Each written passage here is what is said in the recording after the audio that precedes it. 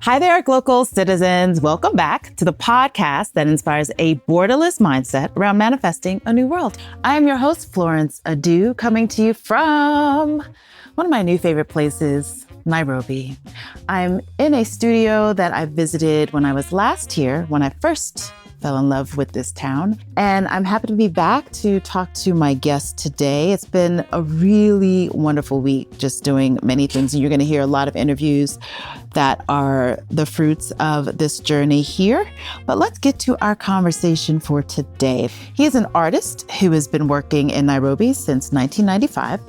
After completion of his fine art and art history studies. His distinctive work is inspired by contemporary life in Nairobi, providing a photographic diary, and is a satirical commentary of social, economic, and political trends. His work explores relationships, intergenerational, interracial, or generally what he calls the economics of love, commercial sex work, and popular culture within the context of globalization and consumerism. Michael Soy, welcome to the podcast. Thanks for having me. Yay. So I'll give you some background, folks. Last night, I was blessed to be here for a show that was a collaborative show. It was a collaborative show, which was at the Alliance Française here in Nairobi. So we'll talk a little bit about how that came to be and what it's like to put those shows together. But let's get started with my first question, which is, where are you from? Where are you local? And what is your craft?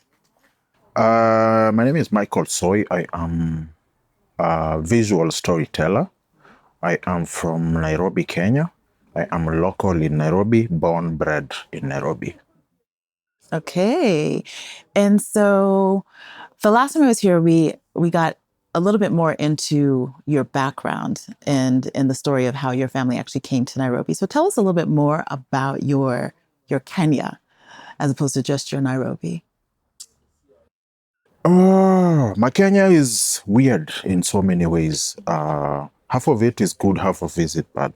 So what I basically find interesting about my Kenya is that we seem to basically live in a society where nothing seems to work and everything tends to work in a certain way at the same time. It's very confusing.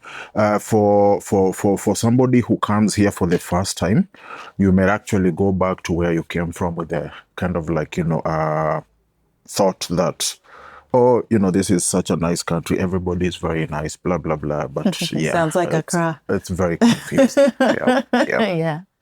Mm-hmm. So I kind of want to couch this in the why, the where of it all. So how did you or your family come to be living, working, and playing in Nairobi? My dad came from the countryside. He came from a place called Machakos. This was, I think, in the mid-60s. So I was born in 1972. I found myself in Nairobi. For him, he came to the city to look for employment, and he ended up getting work in a curio shop. It's a shop that sold curios to local and domestic, and foreign tourists who would visit Nairobi. So over time, he kept on looking at what these people, the artists who were presenting work for sale in the shop were making. And he was of the opinion that this is something he could do. And that is how he became an artist. Yeah. Okay. So when you say curios, you mean like little small little cabinets? Carvings and this kind of. It's a kind of thing that tourists basically buy whenever they visit an exotic place. Okay. Yes. So he was an artisan. Yes. Yeah. Yeah. So carvings, just carvings out of wood, out of a soapstone. Necklaces, Maasai beads, and all that kind of thing. Yeah, right. Yeah. So you're not really familiar with your father's land then? I am, in a way, because eventually, for some odd reason, a lot of the guys who came into the city back then, they didn't get excited about going back. Mm-hmm. And it was more like, move to the city. I have moved in the city. I will die in the city. Mm-hmm. So a lot of them usually basically go back after they die so that they can go and get buried in the ancestral or whatever, that kind of thing. Sure. Yeah. But for me, I think I am more interested in that part of the world. Yeah. It is a better whatever for me. And the reason is because I have lived all my life in the city. The city is very boring for me. The city is very hectic for me. I have bought land in that part of the world. Okay. And that is where I basically want to go and settle and put up my stuff. Okay. Okay. And so what directionally from Nairobi? So my dad comes from a part of the country called Machakos, which is on the eastern part of Kenya, towards the border with Somalia. It is roughly, I think I'd give it like 200 kilometers from the city. Oh, okay. Okay. But also like Machakos district is a big, huge whatever that neighbors the northeastern part of Kenya. It neighbors the east of Kenya, and it also neighbors Nairobi. So where I have chosen to settle is something like 40 kilometers from the city, which is Oh, not that far. yeah, it's a very short drive. Oh, okay. Meeting so many Kenyans, so many say that they're all farmers. So everyone has a farm. So would it be farmland? It's forest it's a farmland, but I mean I'm not a farmer. Okay. I'm an artist through and through. Yeah. Yes. And basically, like buying the piece of land was basically something just like I wanted to create a space where people can literally just come and create work and like So for me, I'm not interested in farms, although that like I have close to I think 200 trees, mangoes and beautiful. oranges. Oh, I don't believe in trees that don't give you food, so I have only planted things that I know I can like shake a tree and get a mango kind of thing. But I mean, at the end of it all, it's a kind of space where I want to do like, I mean, over the years, I mean, I've been a painter for 30 years and I have made a lot of friends around the world. Yes. So occasionally what we do, we just like, invite a friend who's an artist, come hang out with them for like a month and like, so I want to create that kind of infrastructure. Oh, okay. Nice. Nice. It sounds lovely. Mangoes and oranges. Yes. Okay. And you spoke about your father, but how much? So just getting into Kenyan culture a little bit. Right. It is patrilineal, matrilineal. It's more, unfortunately, this is a very patriarchal society. Okay. Yeah, it's men. It's men and boys. Okay. Yeah. Okay. Yeah. So then your mother also came from the same place. Okay. So that's the family village. Yeah. Okay. Yeah. All right. Okay. So that is the why, the where. And so now we are in an area called Kilimani. Yes. And you did your studies. What drew you to this particular compound? Tell us about the Go Down Art Center. Yes. And what drew you here as a place of residence for your art? You see, like, I mean, initially when I finished my art studies in 1995, I joined an institution that was called Kuona. So Kuona was basically this space that gave a lot of space, a lot of attention, and a lot of very important life skills to young artists who were not being represented by the mainstream Kenyan art scene. So this organization was set up by a gentleman called Mr. Rob Barnett, who saw the importance of trying to target a certain kind of population that the art market was not looking at.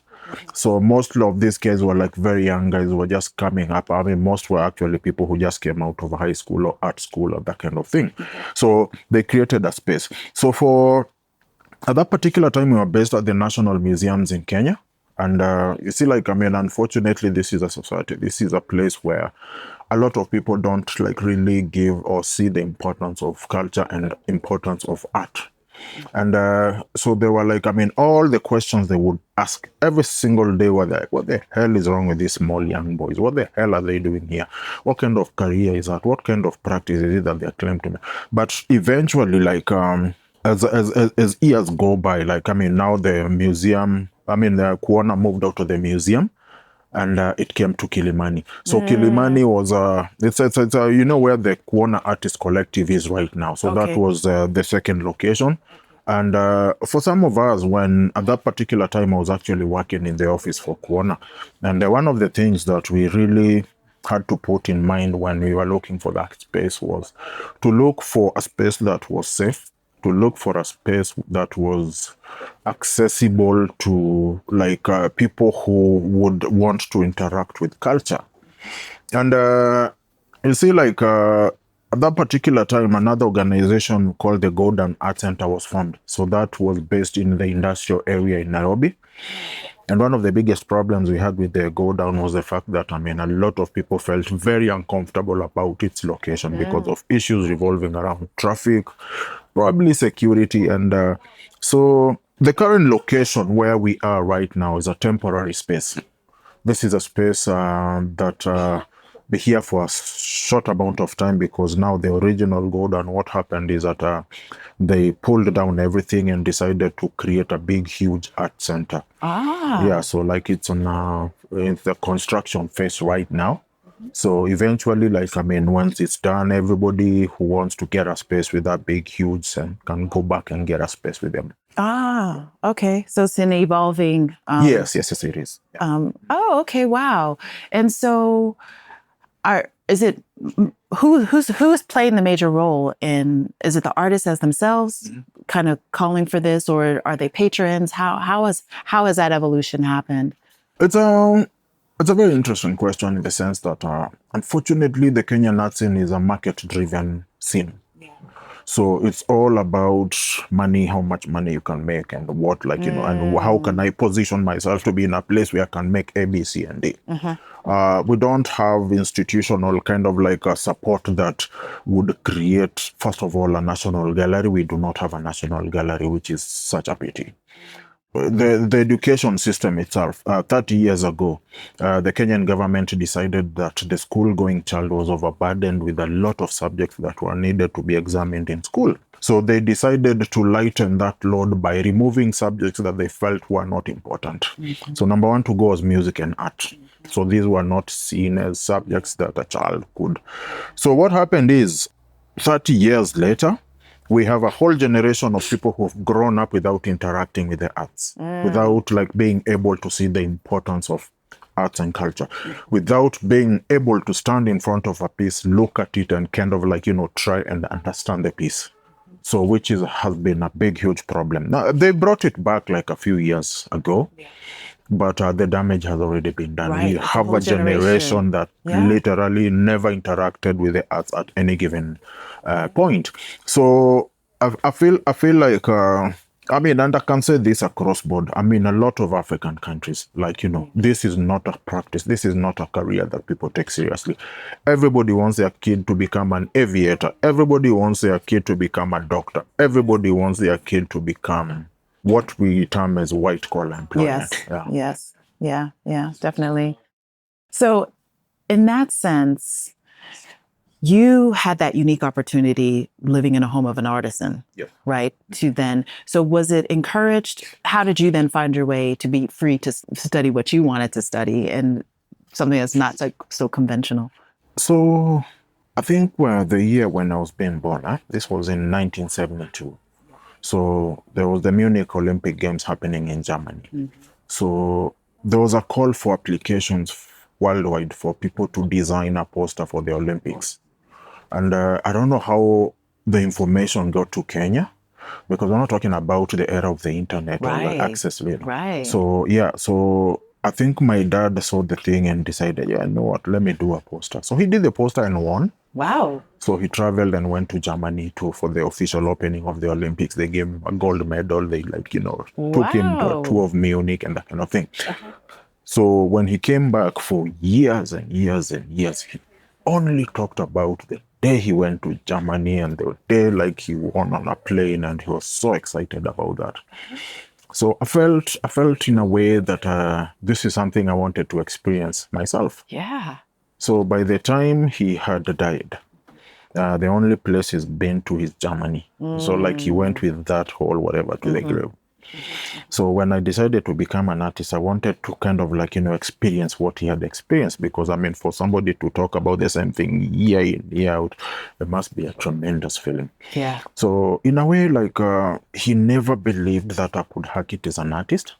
So which presented a situation for me, because this is just after I've cleared high school, I need to go to college.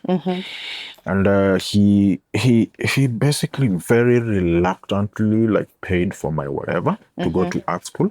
And what was interesting is that in a way I felt like I really needed to make this thing work because I wanted to kind of like, prove him wrong. I graduated, I went into practice. I think around 20 years after my graduation as an artist, I have been very lucky to a point where I have seen literally almost every country in Western Europe except Germany. I have never been to there. So in a way, it's basically like having you involved in something that you are truly passionate about. Yeah. Do you get paid to do it? Of course, you get paid, which is it's like having a hobby that pays you. Okay. And there's nothing as interesting as that. Yeah. Well, that's awesome. That's a great story. So speaking about travel and seeing all these countries, let's talk about Glocal speak. So we're interested in a word, a phrase, or a saying that is a meaningful part of your local experience and why or how you come to value it as Glocal speak. To be honest, I am choosing not to understand that question. And it's not an attempt. It's not an attempt not to answer your question. Sure. It's just like like I told you when we began. My whatever is very simple. My practice is very simple. I do not want to complicate the life of my audience. I do not. I really hate talking about my work. I am this person who puts up an exhibition and runs away. Okay. Go and hide in a corner and because I don't want to kind of like one of my biggest principles is like make it as simple as possible so that when you look at it you don't feel an urge to ask me a question. That is how I view I want to like look at my practice. I do not want to complicate the life of my audience. That is not my yeah. So it's very straightforward. Yes. Very straightforward, which is true. I mean, I'm looking at a painting that says "Heaven Can Wait." Yes, and it's straightforward. I mean, to some extent, but you're saying something more. Yeah. I mean, basically, like Heaven Can Wait is a series of 20. This is piece number 28. 28. Okay. Yeah. So the one behind it is 27. Okay. So it's a series of works that I do when I'm not. I mean, my work has been described as very political. Yes. Very abrasive. Very at times people find it very uncomfortable. But I mean, when I don't feel like disturbing the piece, I just like go and document people having a good time. People interacting with the spaces they find themselves in. Okay. Yeah. Okay. And so having a good time means you're present. Unfortunately, living in Africa right now is something that we really need all the time. I agree. All the time, I've been looking at the comparison between like Kenya and Ghana right now. Okay. You guys had all these difficulties a few months ago. I don't know if that has been settled. We are also going through the same thing, international debt and rising kind of like, whatever's of living, standards of living are becoming like extremely expensive and that kind of thing. Yes.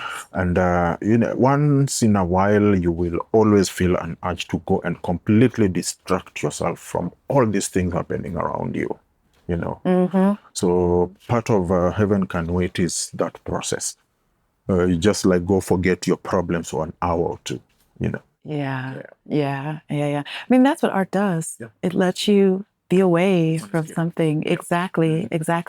So you said you don't like to speak too much about your work, but it feels like you revere the Black woman in a lot of the visuals. It's women, right, and them. Yes. So tell us about that. The first thing that I really want people to understand is the fact that my work revolves around social issues. A lot of people don't really believe me when I say that my work revolves around women issues. My work revolves around how people here treat their women. It's not only in Kenya, it's basically like across the board. Yeah, global. And for me, I felt like the reason why I felt this was important was because A few years ago, like 10, 15 years ago, we started seeing the emergence of street clubs in Kenya. So there's a lot of them started popping up all over the place. And I felt like, this whole thing I had a lot of interest in it because I needed to tell a story that nobody was telling. If you look at the dynamics of commercial sex work, it's a very exclusive, it's a very well hidden kind of like trade. Yeah. And it's not the kind of thing that you might access information like freely and that kind of thing. So what I decided to do was my first ever trip to one of these clubs was, I think, around 20, if I'm not wrong, it was 2012. And going into this space, what I saw in there was disturbing. And disturbing in the sense that how, all these gentlemen who came to this place would interact with the women.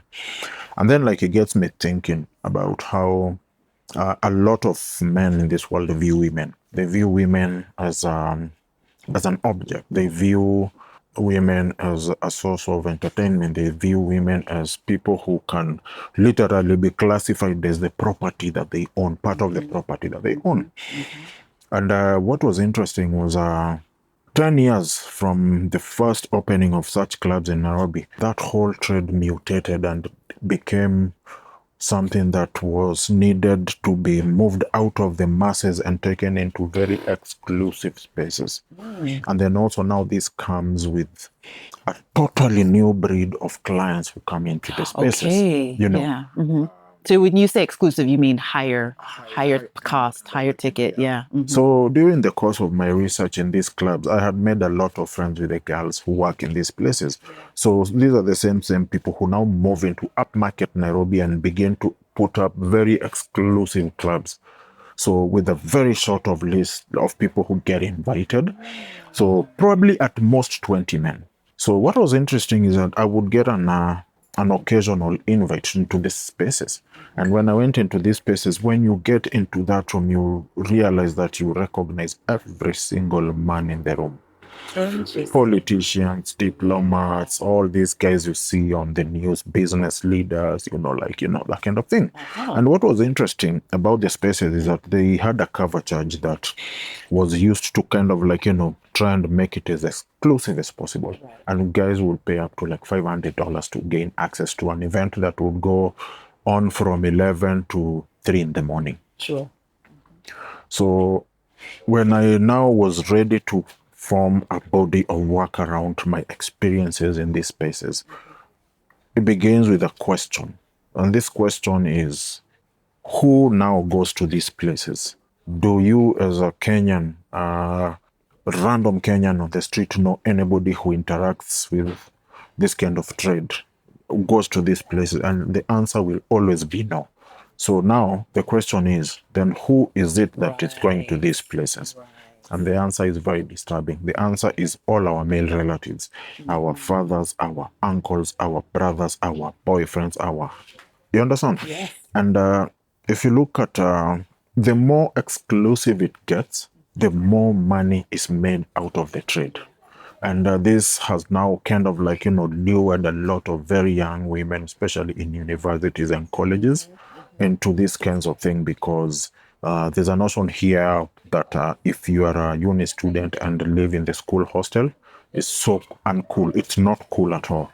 So what do you need to do? You need to get a high-end apartment somewhere, pay the rent for that apartment, and drive a drop-top wine red convertible vehicle. And how do you afford these things? You cannot. So get somebody who can help you achieve these things and that kind of thing.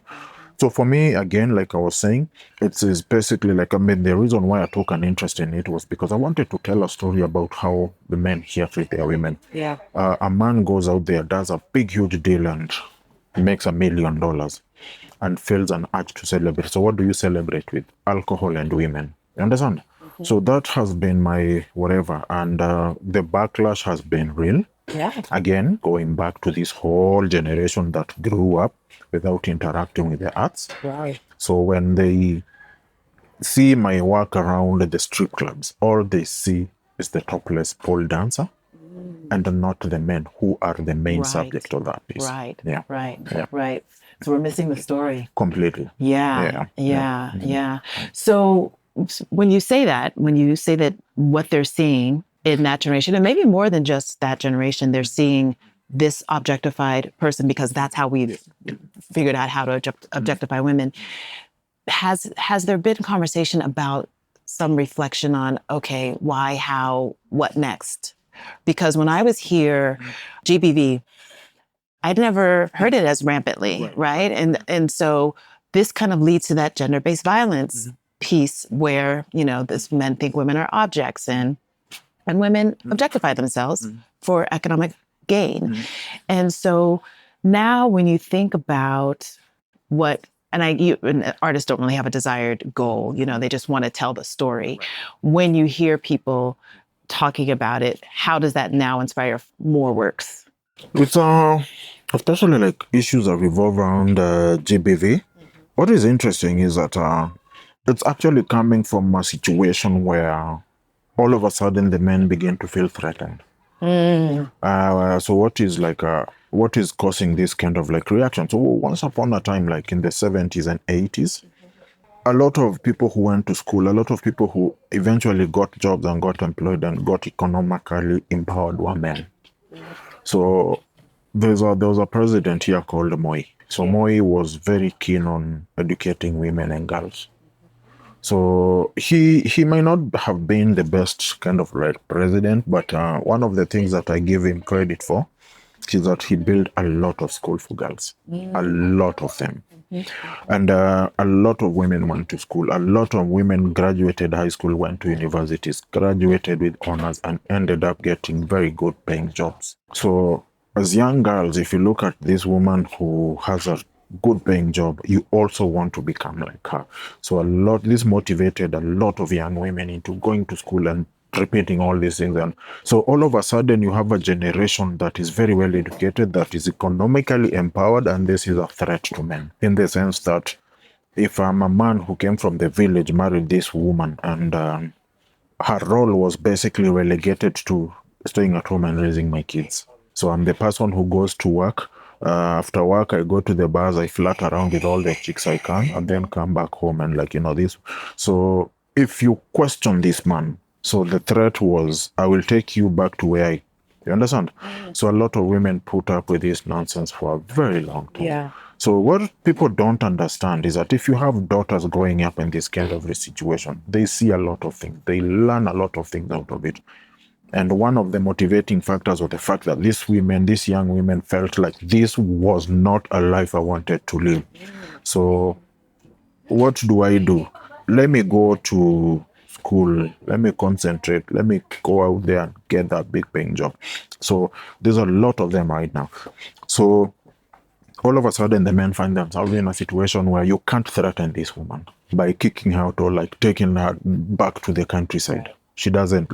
So what she'll do is that she'll tell you, no, in fact, don't kick me. I will go by myself. Go get a bigger house, get a younger man than you. You understand?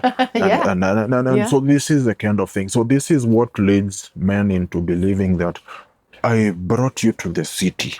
You cannot, if you can't have me, then nobody else. And this is why the gender-based violence now begins to kind of like, become so rampant in a lot of this, because you belong to me, and there's no way you're going to leave me kind of nonsense.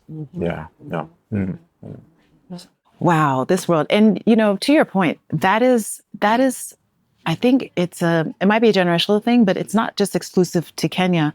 Ghanaian young women, Nigerian young women. It's really this, as you say, this economics of quote unquote love that is kind of creating these really skewed values. Yes. And no, like a lot of African societies. So this man marries this girl. They get a child. This child is a boy. There's celebration in the whole village, and everybody's like, if it's a girl, then okay, we will try again next time. So the idea is to get boys, people who will inherit, like, that kind of thing. And I am basically like, I call myself a feminist. And I will try and expose a lot of things about how society is treating women. Yeah. And The reason why, one of the biggest things I tell people, if you don't have to basically like go to a school or go to a university to become a feminist. All you need to do is get children who are girls. Then you will totally Yes. understand the fact that Yes. you want the best for your children. You want this girl to sit next to this male captain in the plane, and if they are flying the same plane, I want them to get paid the same. I want them to be treated the same. That kind of thing. You will always want the best for your children. It doesn't matter if they're boys. It doesn't matter if they're girls. Your child is your child. So I'm a father of two girls. Okay, girl dad. You will find yourself there without, and I mean, I think at the end of it all, I believe that feminism is all about equity, is about inclusion, is about wanting the best for, you understand, for your girls. Feminism is not, this whole thing about taking an oath to totally disagree with anything a man says or does. You understand? Right. That is something completely different. Right. Yeah. So yeah. I mean, what I tell people is that you see, like when you talk about feminism, the first thing that comes to mind is this woman standing there talking about, trust me, there's a lot of men who are feminists even without their knowledge. And I mean, you make a great point is if you, and I always ask men when they're behaving, so is this how you would treat your mother? Because that's the first reason to be a feminist is that this woman nurtured you. Yes. And fine, there are probably some traumas or dynamics that might take that offline. But in that case, that would be the case. Is it like, I mean, also like you also have to look at how you interact with the women close to you. Like you say, there's people who would basically like their relationship with their mothers is not like, you understand? Mm-hmm. But I mean, it does not negate the fact that, you still like find it in your heart to basically like, but now it becomes something very different when it's again coming back to now relationship with the spouse or the woman that you're living with. Sure. The first thing that, I mean, you need to understand is that this person is not your relative. She's not your sibling and blah blah blah. So this is why I'm usually like of the opinion that if you want to do it properly and like, you understand, get yourself into like, but now when it comes to your kids, that is where that's where it's okay. Yeah. That makes a lot of sense. So let's talk a little bit about the business because you started and you're an artist and we know that's challenging. People don't take the career seriously. So what has been your business model? It's been a little bit of hit and miss. And you see like everything has always to be taken as a learning process. Yeah. If this is not working, why is it not working? How can I make it work kind of situation? So when I graduated from art school, I was very, very excited because I had formal education in the arts and I thought that I was going to be the next big thing after sliced bread. Uh-huh. And then you come here and you realize that nobody gives a fuck about you. Sorry, I had to use that word. I mean, just kidding. Nobody gives whatever about you. Yeah. Uh-huh. Understand? Yeah. And of course, there's a lot of people who've been working long before you, who are very established, like big, huge names, and none of them have gone to school. Mm-hmm. Understand? So this is when you like just do your thing. Like the first thing you have to do as an artist is find your own visual vocabulary. You need to kind of like tell a story different from everybody else. Yeah. When I graduated, the first thing I was 100% sure about was about fact that I wanted to be as different from everybody else. I wanted to tell stories that nobody was telling. I had to be different. And this is when people begin to kind of like now ask you questions about, so you're painting people dancing topless on a table. Who's going to buy that kind of thing? I don't care. What I'm doing is consider myself a documenting artist. I am documenting my art for posterity. Sure. A lot of African art is not documented. Mm-hmm. This is where you go to art school, you will learn about Picasso's, you will learn about Van Gogh. You understand? And does it mean that there was no African artist? Picasso came to Africa to seek inspiration. You understand? And when feel like a lot of artists here sitting and waiting for somebody to document their work, it's not gonna happen. Document your own work. So I have an image of every single piece I've done for the last 15 years. So where do I keep it? I have a lot of hard drives. So get a copy, store it like in its raw format in that hard drive, and then go to your social medias, your Facebook, your Twitter, your Instagram. These are literally very good places too. Like, so every single piece I've done, share, share, share.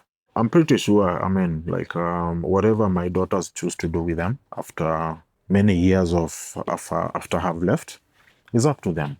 So people cannot come and say that, African art is, it's like, there is documentation. I want to kind of like, tell the story 40, 50 years from today. Somebody might get a book and go through it and kind of like, get an impression of what Nairobi was like back then. I am documenting this city now, currently for posterity. I am documenting a lot of things that people here do not want documented. I am documenting how people are interacting with the spaces they find themselves in. I am documenting subjects that are very uncomfortable to people who purport to be Christians and very conservative, kind of like, I am trying to literally show them that you might pretend as much as you want. We are a 75% predominant Christian country, but the biggest problem we have with this country is corruption. So who's practicing the corruption? Right. It's the same Christians who cannot afford to see a chick walking out on the street with a miniskirt. You understand? So my has always been why the double standards? Is it because they sin differently from how we sin, kind of situation? And I find it very interesting. So like for my motivation, like all I need to do is just go hang out in a place that has people. You will never run out of inspiration. It's true. Yeah. It's true. It's true. So you tell these stories and you have different formats. And so now thinking about the commercial side of it, what kind of hacks have you had to think about to get your beyond just the social media to be able to make a living? No, one of the things that you figure out very quickly is that you're not going to sell a big, huge piece for $3,000 every day. Right. So what do? I thought hard, and one of the things that whenever I traveled, on my last day, as I was in the airport trying to come back home, I would literally just see fridge magnets in there. You understand? So one day I was sitting here and I looked at my work and I decided, you see that the head of that woman who's dancing? Yes. Just cut it out and make fridge magnets. Yes. So I went and made 1,000 of them. I went and took another image and and so for me, like one of the biggest hacks I think is also like a lot of artists need to consider is something called you need to merchandise your work. Yeah. Merchandise is the production of small little things that will give you small little amounts of money that at the end of the year add up to a big, huge fig. If I take an example of this piece over here, I have done pieces. I have done fridge magnets. If this piece is selling for $300, I have literally made 5 different variations of fridge magnets. I have sold this piece over 100 times through the sale of the small little things. Understand? To a point where it gets to a point where I even don't want to sell it now. You understand? Figure out ways of making small little amounts of money as opposed to waiting for somebody to one day walk in and give you $10,000. You have bills, you have these things you need to fund, your studio space, you have rent, you have so many, if you have kids, you have to pay for their schooling and that kind of thing. So it just like be clever and come up with ways and means of trying to make small little amounts through your work. And the best way to do that is merchandising. And I think it's also a great hack because it also shares and spreads the vision of art beyond, the collector, right? Because you already mentioned, there's this hierarchy and these things about art that people feel alienated from, but knowing that you can own a piece of it and then become a collector, right? So it introduces people to that. Yeah. It's like something like 10 years ago, the issue of just taking a photograph of your work and making prints didn't exist here. Yeah. Right. Because people felt like, doing that, it kind of like, cheapens your work. Right. As in, like, if I make 10 prints of this piece and sell them for like, let's say like $200, the piece is going for $2,000. So this is, view it as like, you can make a limited edition print. 10. Exactly. You understand? Yeah. And trust me, if somebody goes to your house and finds a print of this, and goes to somebody else's and finds a print of this, and then walk into my space and find the original, they'll be more tempted to get the original. Exactly. You understand? Exactly. So either way, like, I mean, he's now the one who's gonna go around bragging, saying that I have the original. Exactly. So it's that kind of thing. Yeah. It's people need to look at ways and means of kind of like, but it's interesting because, I mean, as African artists, people assume that we are starving. There's a lot of artists here who are far from that. Yes. Very far from that. And like, Africa seems, if you live in Europe, if you live in America, if you live in the West, like, I mean, a lot of artists that I know have a day job. This is the job that is gonna pay, your rent and everything else, and then so you have very limited work. In Africa, we are artists through and through. Right. We don't have day jobs. We just like get up in the morning, come into the studio, and work up to night. Yeah. Yeah. Which is nice. I don't want to say it's a luxury, but it is what we. For me personally, it's not a luxury. This is the career I chose. I am so happy that I am doing something I am passionate about. And what I tell people is that, I mean, if you find yourself in a job that you thoroughly love and enjoy, you will not have to work a day in your life, because this stops being. This is absolutely. So I'm curious about the moment when you felt like, I've made it. Have you had one of those moments? No, I haven't. No. I have never been there. And you see, for a lot of us, if you look at the boards that this kind of work, this is very new. This is something I started doing last year in October. And this was due to the fact that I have a guy who's like spending there, whatever, next door. He's a master printer. And being a master printer, like, I mean, I've been watching him work. And is he part of the show at Yes. So I've been watching him work over here, and one day I decided, you know what, let me try this thing again. The last time I had made a print was 25 years ago. So he gave me a board, and I did the first one. The intention was to do 2. So I did 2, we printed, and they looked nice, and I was very happy, and I decided to go back to my painting. And then like, no, Pap, like, if you can do 2, let me do 2 more. So I ended up doing 2 more, and then 3 more, and then 10 more. All this work, all these boards you see on the table, I have done 180 boards. And like, it's one of the things that it's very therapeutic when you're carving all these things. You like spend a lot of time inside your own head. And it's so to answer your question, it's always a learning process. Got it. You learn new things every day. Yeah. As a painter, do I think I'm a big, huge deal? Of course, that is not my intention. Right. And, like, I mean, people out there might think other things about you. Good for them. But for me, my happiness comes from the fact that, I mean, I can get up every single day and look forward to going into the space and working. Yeah. That is what gives me joy. Absolutely. Everything else, once the work leaves my studio, people can do whatever they want with it. I don't care. Yeah. Awesome. So let me ask you about a mindset hack. How do you hack your mindset? Discipline. It's one of these things that you like, bearing in mind that we find ourselves in a career that a lot of people don't take seriously. Yeah. You're lucky. You just like get up and smoke a joint and drink alcohol and go to bars and like, that is the life. You have no, trust me, some of us are so disciplined to a point where, what I tell people is that, I mean, especially if you're like really passionate about your practice. Yeah. I can tell you this for free. And a lot of people don't agree with me, because one of the things that will suffer is your relationship with other people. Dating an artist is hard work. Yeah. Trying to because the reason is because the love of their life is their work. Yeah. You will come as a poor second.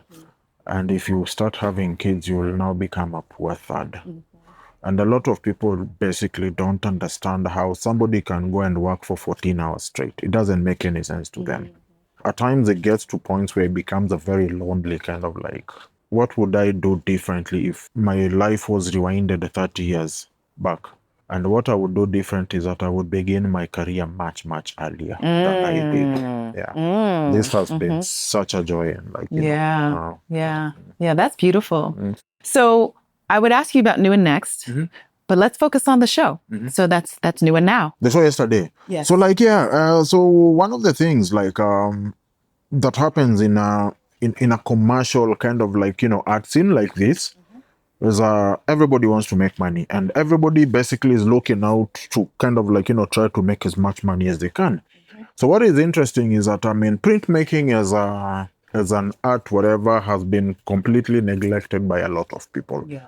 Because we don't have many printers. Everybody is an excellent painter. Everybody is an excellent sculptor. So a lot of the work that gets shown on a regular in Nairobi has always been paintings and sculptures. So I felt like this is something that, so I talked to James next door, and we decided to kind of like, just try and do a small exhibition with nothing but woodcut prints. So initially it was just me and him. But as we prepared for the show, we kind of felt like, there was a lot of, he does a lot of teaching with students, and like, so you see the development from this student to this student, and we kept on adding one person and one person. Well, what is interesting, a lot of them were actually like very young women, like who have taken a passion into it, and eventually we ended up having 6 women and 4 men. Yeah. So it's we felt like this is a thing that people basically needed to kind of like, try and look at and like view as an art form, as opposed to thinking that art revolves and starts and ends around painting, sculptures, and conceptual art. Yeah. So the show is called The Print Press. Yes. And it is on exhibition until the end of June, 29th of June. Yes. So if you are in Nairobi, you should check it out. Yeah. The reason why we call it the print press is because the print press is next door. So a lot of those prints on exhibition were actually printed here. Oh, okay. On the same press. Wonderful. Yeah, so this show is dedicated to the press itself. Oh, I love it. I love it. So before they move, if you're also in Nairobi, come down to the Go Down. Yes. Come have a look, have a conversation. Yeah. We are open every day. Yeah. Yeah, feel free. Yes. Wonderful. So our time is going. So we know who you are as an artist. We know who you are a little bit as a person, but I always like to ask, are you a reader, a watcher, or a listener? Or what other things do you do when you're not immersed in your art and your practice? To be honest, I don't read very much, but I watch a lot. Okay. What are some of your favorite watches? So to be honest with you, like I really get affected by politics. And when the current president won the election here, I stopped watching the news. I completely stopped watching television because of the way I felt about him and what he represents. And it's a kind of thing that almost depresses somebody.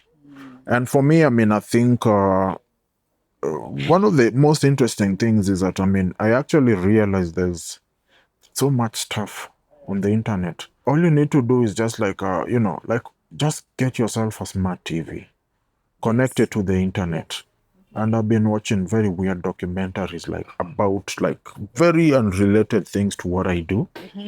I have a very keen interest in astrology. I have a very keen interest in propulsion of aircraft and spacecraft. Yeah. I see it took me so many years to realize that you can actually stand out at night and see the planets. We were told these planets were so far away you can't see them with your naked eye. Yeah. So you're 3-4 months ago, there was a time a lot of them were actually on a straight line. You could see Mars, you could see Jupiter, you could see all these things. They actually you just need to get an app that shows you the positioning and you understand? And be in a dark place. And this kind of now gets your mind. So you end up at times I usually go to bed at around midnight every day. There's points where you're just watching documentaries and you literally realize it's 6 a.m. Go take a shower and go to work. So you come here, you do your thing, go repeat that process at times. So I'm one of these people who I will try as much as possible to get information about a lot of very unrelated things about what I do. Yeah. That's great. Michael, thank you so much for hosting me here with you in your studio. Very welcome. I encourage people to come. You can be an owner of art. Yes. from bags to prints to puzzles to Anything. so many things. And so before we sign off, do you have any last thoughts you'd like to share with our listeners?